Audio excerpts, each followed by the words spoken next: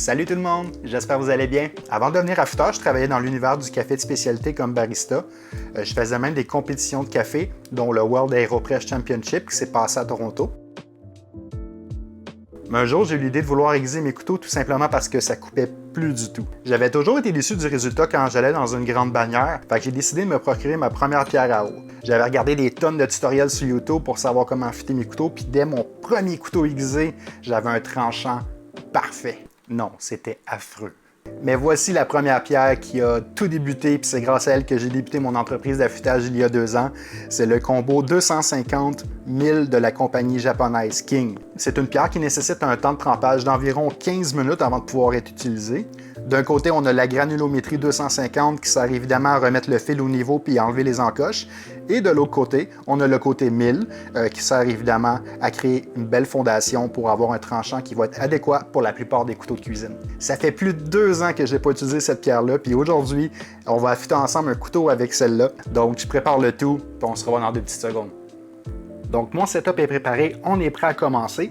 Et le couteau qu'on va aiguiser aujourd'hui, si vous vous souvenez bien, c'est celui qu'on avait fait, la gravure à la moutarde avec le faux Mont Fuji en arrière gravé sur l'acier, donc acier Shirogami. Le couteau coupe encore bien, donc ce qu'on va faire, premièrement, je vais vous montrer que le couteau est quand même bien. Ça coupe, belle coupe nette, mais ce qu'on va faire, c'est qu'on va le passer sur la plaque diamantée pour lui donner en fait l'effet qui soit émoussé. Donc à partir de là, seulement quelques passages. Ça coupe plus du tout. Donc c'est vraiment pas long là, quand on passe sur une plaque en diamant. Ça fait une quinzaine de minutes que la pierre est en train de tremper. Bon indicatif en fait quand vous avez une pierre de trempage, c'est quand elle arrête de faire des bulles, c'est tout simplement qu'elle est gorgée d'eau, donc elle est prête à l'utilisation. Évidemment, on va commencer avec le côté 250 parce qu'on va refaire un fil adéquat. Et évidemment, une pierre comme ça, c'est une pierre qui est beaucoup plus petite qu'une pierre professionnelle, donc je vais vous en montrer une pour comparer. Donc, en fait, côte à côte, on a la pierre Naniwa professionnelle 1000. Et puis, vous voyez, là, la surface de travail est vraiment plus petite. Puis, évidemment, on a beaucoup moins de matière en termes d'épaisseur. Donc, c'est pour ça aussi que ce type de pierre-là, évidemment, c'est un petit peu moins dispendieux. Je retrouve mes amours sur la pierre King. Et puis, on débute l'affûtage. Et on commence avec le côté 250.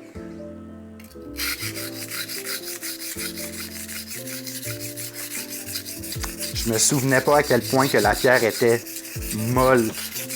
On sent vraiment sur la surface, puis ça c'est évidemment à force d'affûter, à force de faire des couteaux, puis à force de jouer avec différentes pierres, qu'on est capable d'avoir un feedback puis de ressentir en fait comment la pierre se comporte.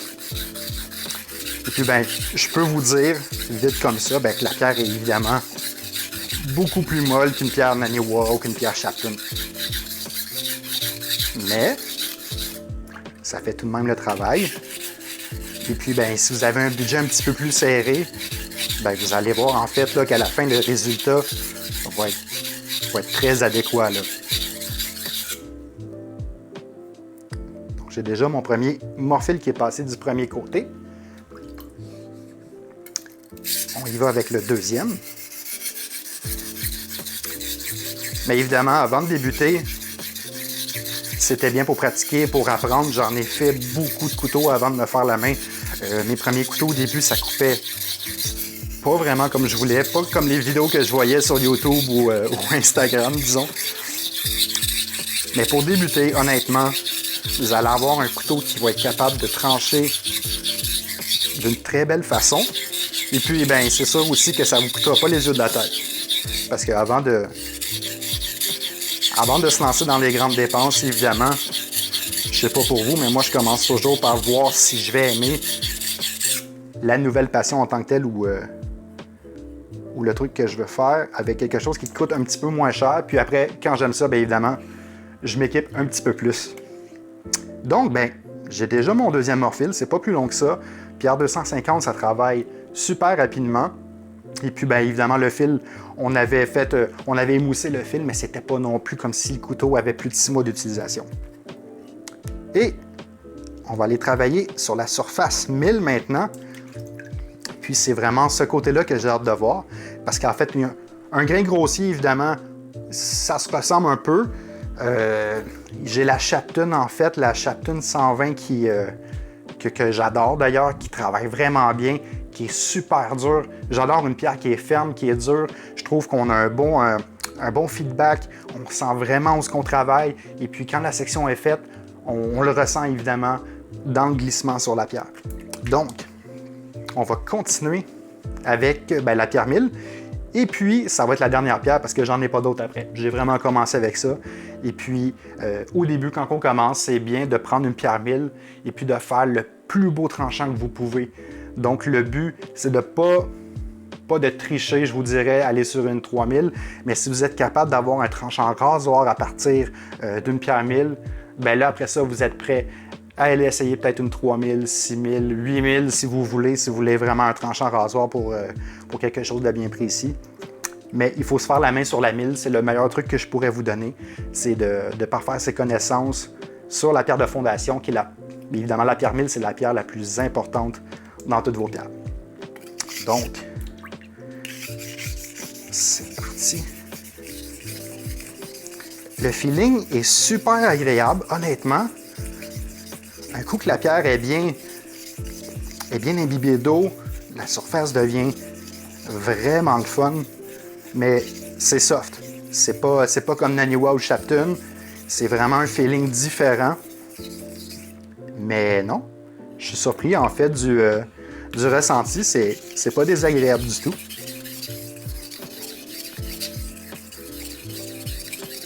Et puis un des trucs également, dans une pierre comme ça versus une pierre Splash and Go, je ne sais pas si vous pouvez voir, mais il faut souvent rajouter de l'eau pour pas en fait que la pierre se dessèche.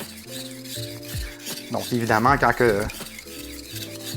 j'ai décidé de me lancer là-dedans, puis j'ai décidé d'acheter des pierres, bien évidemment j'ai été avec des pierres Splash and Go. C'est beaucoup plus pratique, c'est beaucoup plus rapide à mettre en place. On a juste à prendre de l'eau, mettre sur la surface, c'est fini. Tandis que là, bien évidemment, c'est un temps de trempage minimum. Si la pierre est trop trempée, elle peut devenir un peu trop molle aussi.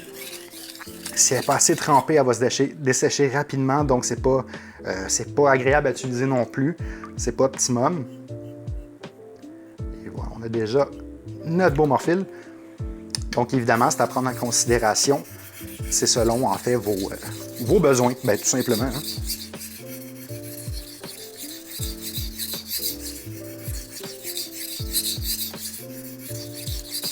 Je suis surpris, en fait, je ne m'attendais pas à ce que la pierre travaille aussi rapidement.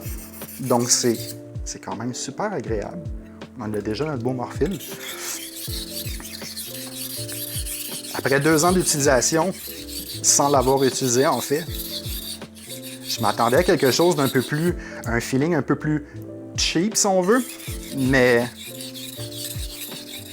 non, pas du tout, en fait. Je trouve que c'est même très agréable à travailler. Et puis, ben, j'ai vraiment hâte d'avoir, en fait, le tranchant qu'on va obtenir. Donc, il en manque juste un petit peu au niveau du talon. Après ça, on va pouvoir passer à la finition du fil, enlever le morphile. Et voilà. Donc, on va y aller comme ça.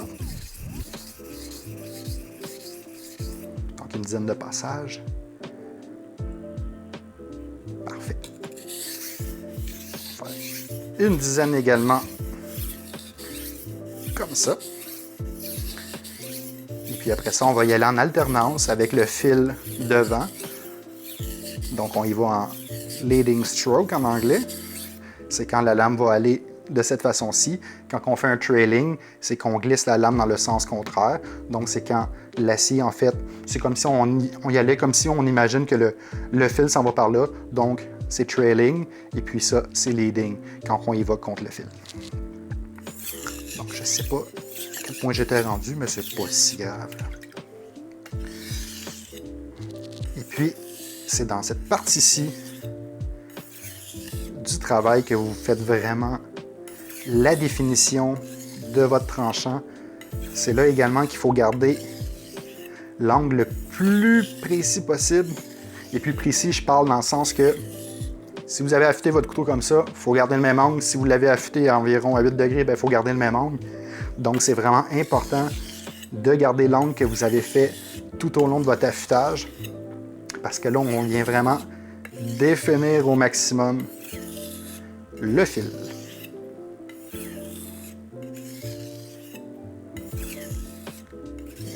Plus que ça va comme ça, moins je vais mettre de pression pour avoir quelque chose d'encore plus précis.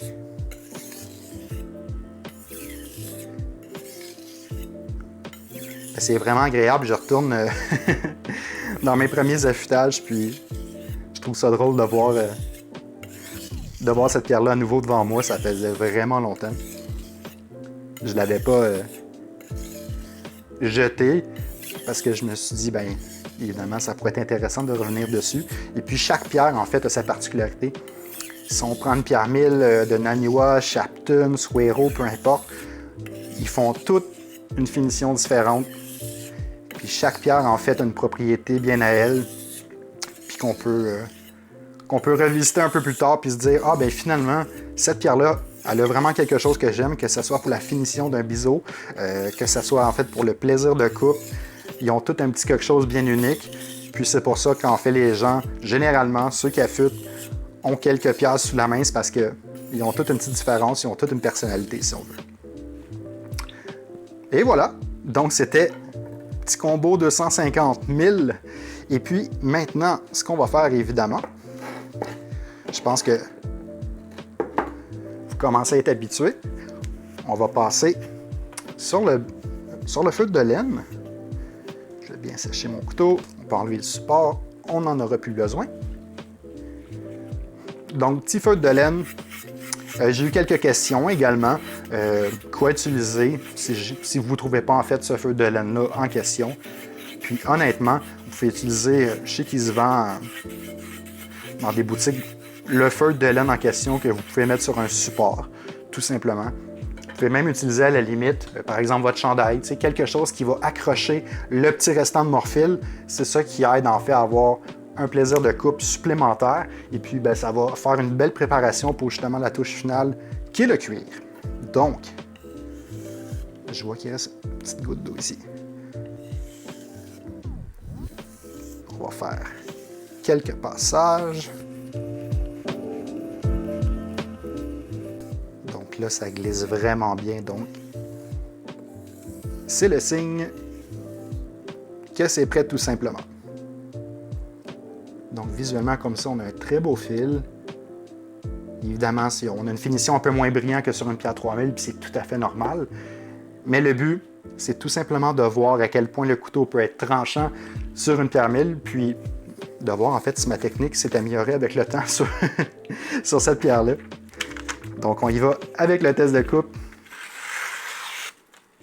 Oh oui! Très beau tranchant. Ici, il y avait de l'eau.